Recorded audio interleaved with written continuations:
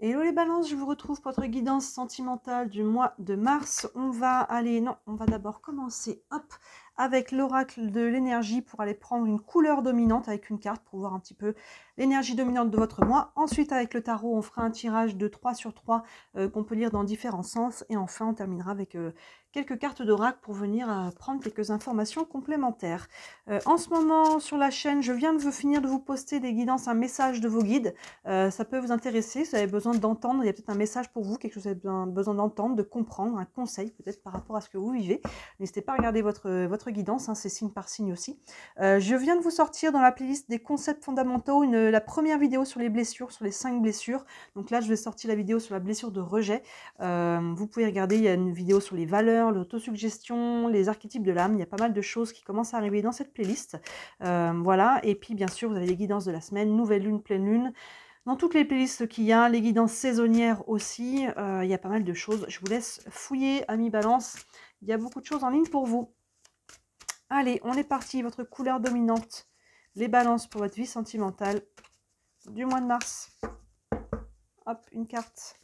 Et on a la femme qui tient une pièce de monnaie. Cette femme, ça peut être vous, ça peut être une femme dans votre vie. Il y a une notion ici avec la pièce de monnaie. Alors ça peut être quelqu'un qui est aisé, hein, ça peut être ce côté-là, mais les pièces, on est dans la matière. Il y a peut-être une notion ici de vouloir concrétiser, matérialiser quelque chose. Si c'est une femme dans votre vie, c'est une femme qui est dans ce cas-là probablement assez, qui a une bonne situation matérielle et financière. Donc on va aller creuser tout ça. C'est peut-être vous qui devez vous poser aussi dans cette position d'être assez ancré. Hein. Vous voyez, la pièce fait beaucoup penser aux pentacles dans le tarot qui sont reliés à la terre. Hein. Il y a une notion ici d'être ancré, de manifester quelque chose. Et là, vous voyez, cette femme, elle fait un peu penser à la reine de pentacles qui sait ce qu'elle veut. Elle est capable d'aller le chercher, d'aller le matérialiser, le concrétiser. Donc, on va aller voir, on va aller prendre du détail ici. Qu'est-ce qui saute? Le cavalier de bâton qui nous dit d'être dans la joie, dans le jeu, dans la passion. Allons voir. Allez. Pour vous les balances, pour votre guidance sentimentale du mois de mars. Hop, qu'est-ce qu'on a? Qu'est-ce qu'on a? Hop là. Hop, hop. Est-ce que tout est dans le champ? Oui, parfait. Allez, on commence pour vous. Première ligne, le 3 d'épée. La reine de coupe et le 10 d'épée. Super, très cohérent. Vous arrivez de là, les balances, ça veut dire qu'on arrive... Hop là, je n'arrive pas à saisir la carte. On arrive d'une période qui a été difficile, qu'elle soit récente ou qu'elle soit ancienne. Le 3 d'épée, c'est vraiment... il y a vraiment... On est sur les épées, sur le mental, mais clairement ici, il y a un cœur brisé, donc on est sur du psycho-émotionnel. Là, on a un personnage qui a été brisé, hein, mentalement, émotionnellement, et c'est vraiment les périodes très difficiles. Donc on arrive de là, il y a quelque chose dans le passé. Ça, c'est passé, que ce soit un passé récent ou un passé ancien, c'est quelque chose d'ancien, c'est quelque chose que vous, par rapport à ce qui a été vécu là, c'est quelque chose que vous portez encore. Peut-être des peurs, des blessures, ce genre de choses-là. Mais là, on arrive de là. Et la bonne nouvelle, vous voyez, c'est qu'on dépasse ça. Reine de coupe juste derrière. Très, très bon augure derrière cette carte-là. On ne pourrait pas faire mieux. Derrière un 3 d'épée, d'avoir la reine de coupe qui nous parle de guérison. Les coupes, on est sur l'émotionnel. La reine de coupe, elle est sereine. Elle est guérie. Vous voyez, elle a les mains, elle est assise dans l'eau qui représente les émotions. L'eau est calme. Elle est en tailleur, les mains vers le ciel. Vous voyez, il y a cette connexion terre-ciel, mais il y a aussi cette paix intérieure, cette connexion à plus grand qu'elle, à l'univers. Il y a de la sérénité ici. Il y a vraiment, les émotions sont calmes et sont alignées. Et on se sent bien à nouveau. Donc, vous voyez, derrière ce 3 d'épée là, s'il y a quelque chose que vous portiez encore, les balances, c'est quelque chose que là, sur le mois de mars, ça peut être léger pour certains et plus intense pour d'autres. Mais là, le mois de mars, justement, va aider à fluidifier, là, avec l'eau, à libérer. Hein, c'est comme si la rivière qui emportait avec elle, là, avec le courant, toutes les émotions qui ne sont plus valables. Et ça, c'est soutenu par le 10 d'épée. Je disais que votre tirage est très, très cohérent. Le 10 d'épée, c'est vraiment ce personnage, comme je dis toujours dans les tarots, dans beaucoup de tarots, il est représenté gisant au sol avec 10 épées dans le dos, donc mort. C'est un personnage qui a beaucoup souffert, vous voyez. ces deux cartes-là, qui a beaucoup souffert, mais justement, là, ce personnage, il est à nouveau debout et il se détourne de ce qui a été difficile et elle se dirige, vous voyez, vers la lumière. Hein, les 10 épées symbolisées par les corbeaux, là, s'en vont et elle se remet debout et elle se tourne vers la lumière, vers quelque chose de beaucoup plus serein. Donc là, il y a une très, très belle guérison, déjà, sur cette ligne-là, très, très cohérente. Hein, le 3 d'épée, on arrive de là, que ce soit passé ou récent, hein, et il y a une guérison, et là, aïe, j'effectue cette guérison, je me remets debout et je laisse ça au passé. Je laisse le passé au passé, hein, ce qui a été très très dur. On a deux cartes, le 3 et le 10 d'épée, nous parlent vraiment de situations qui ont été très très dures, vraiment à vivre. Ici, on s'est retrouvé un genou, voire les deux à terre, voire gisant, hein, comme ce 10 d'épée est souvent représenté. Et là, justement, on laisse ça au passé. On passe par la guérison. Allons voir plus loin. Le cavalier d'épée, beaucoup d'épées là. Hein. Le roi de bâton, super sur la reine de coupe. Et la reine d'épée, magnifique. Très intéressant votre tirage. On a 3 épées ici. Hein, le 3, le 10, le cavalier. Et on a 3 têtes, dont deux reines et un roi. C'est vraiment... ouais, il y a quelque chose qui se libère et qui vient se réancrer là, avec les personnages là. Cavalier d'épée, voilà, il y a vraiment cette notion de mouvement ici. On revient sur le côté mental, mais encore une fois, dans votre tirage, on est beaucoup sur du psycho-émotionnel, hein, parce qu'on a deux cartes de mental, dont celle-ci qui est psycho-émotionnelle, et là, l'émotionnel et le mental. Donc, on ne peut pas faire mieux. Là, on va de l'avant. Hein, vous voyez ce cavalier d'épée, aïe. Je dis tout souvent qu'il me fait penser une flèche qui est décochée, qui va atteindre le centre de sa cible. Parce que le cavalier d'épée, il court, il y a une notion de mouvement, d'action. Pourtant, on est dans une énergie de mental. Pourquoi? Parce que le cavalier d'épée, il sait où il va. Il a préparé son plan, il a une structure, il a une direction. Il sait aussi ce qu'il ne veut plus, ce qu'il quitte. Donc, il a une direction. Hein, c'est pour ça qu'on est sur le mental, parce qu'il a préparé son plan d'action. Et ça, justement, on ne peut pas faire mieux. J'adore votre tirage. On ne peut pas faire mieux. Plein centre, on a le roi de bâton. Le roi de bâton, on est dans une énergie de feu, une énergie d'action. Hein, vous voyez, les deux là, il y a vraiment, je vous disais, le mental, il est prêt, on sait ce que l'on veut, ça permet de décocher la flèche, ça permet de poser une action concrète, surtout que ce roi de bâton est plein centre de votre tirage, donc il est important. Les rois, il y a toujours une notion de sagesse, d'expérience ici et d'ancrage. Ce roi de bâton, il sait ce qu'il veut, ce qu'il ne veut pas, ce qu'il ne veut plus, et il est capable de poser une action concrète pour obtenir ce qu'il veut. Vous voyez, sous la reine de coupe, hein, il y a vraiment une notion de guérison, de réalignement avec le cœur. Et là, l'action qui est posée, elle est alignée avec ce que l'on veut et avec ce que l'on ne veut plus. Vous voyez, c'est vraiment concret. Elle est soutenue encore par la reine d'épée, encore des épées ici, qui vient trancher. Donc là, on a une ligne d'action et de décision et d'action. Hein, là, on voit ce qu'on a vécu, on est en train de se remettre debout et maintenant, ça prend de prendre une nouvelle direction. Qu'est-ce que je veux? Qu'est-ce que je ne veux plus? Je tranche, je prends une décision. Maintenant que je suis à nouveau debout, ben dans quelle direction je veux aller? Et c'est ça la reine d'épée que vous devez être cette reine d'épée. C'est une des cartes la plus importante là qu'on ait sortie parce que cette reine d'épée, elle va trancher par rapport à ce qui est bon pour elle. Pas la société, les amis, je ne sais qui. La reine d'épée, vous voyez les coupes qui représente l'émotion. Ici, avec la reine de coupe, la coupe, elle l'a mis de côté. On est souvent représenté comme une femme froide. Je ne suis pas très d'accord parce que la reine d'épée, elle se coupe de ses émotions. Donc, mais pourtant, elle n'est pas froide, c'est pour pouvoir connecter à son cœur. Émotion et cœur, faites la différence. Je me coupe de mes émotions parce que mes émotions me créent un brouhaha mental. Hein, j'ai peur de ci, j'ai peur de ça, ça c'est les émotions. Du coup, mon mental embarque et si je fais ça, qu'est-ce qui va se passer? Qu'est-ce que vont dire les autres? Et je vois pas comment. Vous voyez, donc là, elle coupe la charge émotionnelle, ce qui libère le mental. Elle est en haut d'une montagne, ici, l'esprit est clair et elle tranche. Elle se pose la question, moi c'est vraiment une question clé que je me pose au quotidien quand j'ai une décision à prendre. Là, tout de suite, maintenant, si j'avais pas peur, vous voyez, elle a mis la peur de côté, si j'avais pas peur, qu'est-ce que je ferais? Et là, vous avez la direction de votre cœur. Vous voyez cette reine de coupe qui est en amont, parce que ça prend déjà une certaine guérison, un certain apaisement, pour pouvoir justement derrière, la reine d'épée va se connecter au cœur. Vous voyez, il y a vraiment ce côté-là, si j'avais pas peur, qu'est-ce que je ferais? Et c'est dans cette direction que je vais trancher. Le mental revient vite. Oui, mais t'as pas peur que si, qu'est-ce que vont dire les autres? Et je vois pas comment, encore une fois. Là, si j'avais pas peur, qu'est-ce que je ferais? Un pas à la fois, peut-être un grand pas d'un coup pour certains d'entre vous, sinon c'est un petit pas à la fois. Je prends la direction de mon cœur. C'est vraiment ça. L'action, elle doit être posée dans cette direction-là. Vous voyez là, vraiment, il y a une direction, une action qui est posée et qui est alignée. Ce roi de bâton, il est encerclé par la reine de coupe et la reine d'épée, elles savent ce qu'elles veulent. Et avant qu'on commence à ressortir les cartes, je vous disais qu'elle fait celle-ci faisait écho à la reine de pentacle, hein, qui est dans la matérialité matérialisation de quelque chose de nouveau. Des balances, vraiment, vous passez une étape ici, vous relevez, ça prend une nouvelle direction, une décision. Hein, vous voyez, le 10 d'épée, si je me relève, dans quelle direction je veux trancher. On continue. Est-ce qu'il y a d'autres reines à sortir? Ermite, arcane majeur, l'as de pentacle, superbe.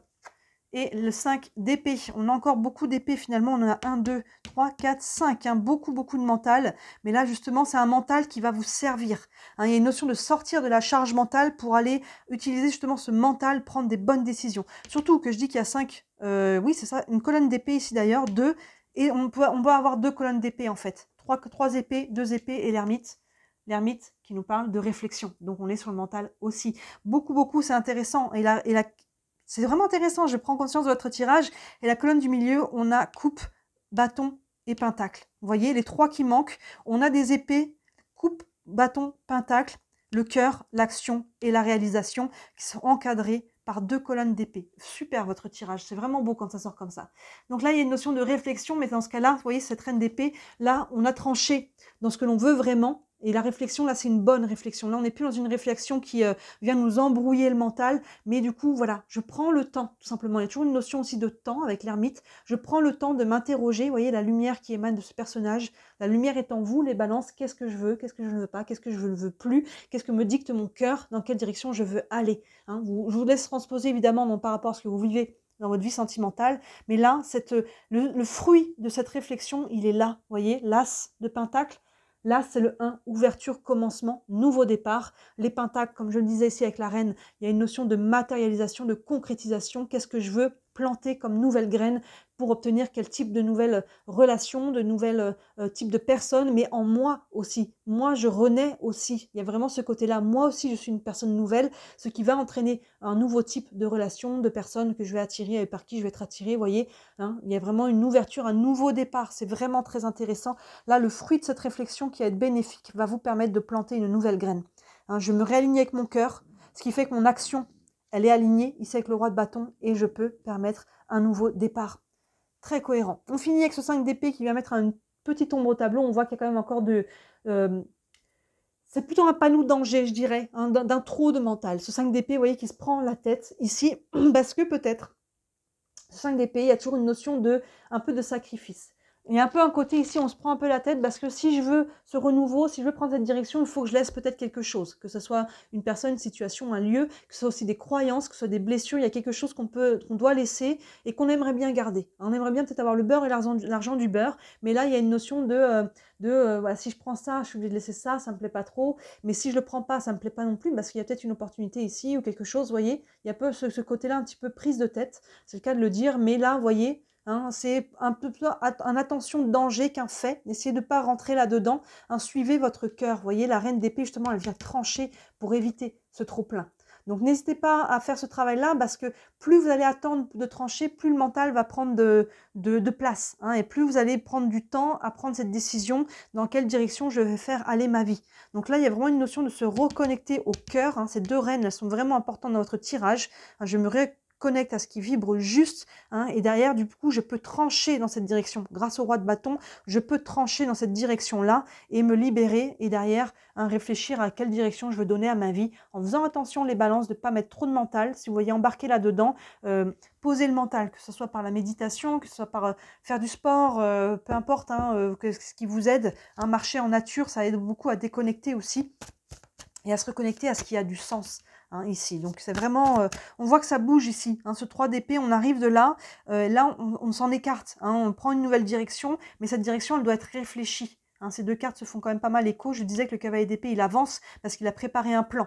Donc là il y a une notion de j'ai préparé un plan donc j'avance, et en même temps que j'avance, avant la prochaine étape, je reviens à nouveau à moi-même pour passer à la nouvelle étape et ainsi de suite. Hein, il y a vraiment cette notion de balancier entre l'intérieur, l'action. Ok, j'ai posé une nouvelle action, maintenant je reviens à l'intérieur pour développer cette action et en poser une autre derrière. Vous voyez, ça fait vraiment un écho ici. Et faites attention entre deux, hein, quand vous revenez à l'intérieur de vous et au mental, de ne pas en mettre trop. On a 2 colonnes quand même ici de mental. Et c'est vraiment intéressant parce que les 3 autres énergies, si on peut dire, coupe, bâton et pentacle, se trouvent en colonne de centrale. avec quand même ce roi de bâton qui est au centre, hein, qui est vraiment une carte d'action, de feu. Hein. Donc là, ne me dites pas en commentaire, j'attends de voir, parce que là, il faut vraiment être dans l'action, de décision et d'action derrière, hein, pour aller manifester quelque chose, aller de l'avant. Tout ce que vous vivez là, ça a raison d'être. Hein. C'est challengeant, c'est un peu lourd, mais il y a une nouvelle manifestation qui est derrière. Hein.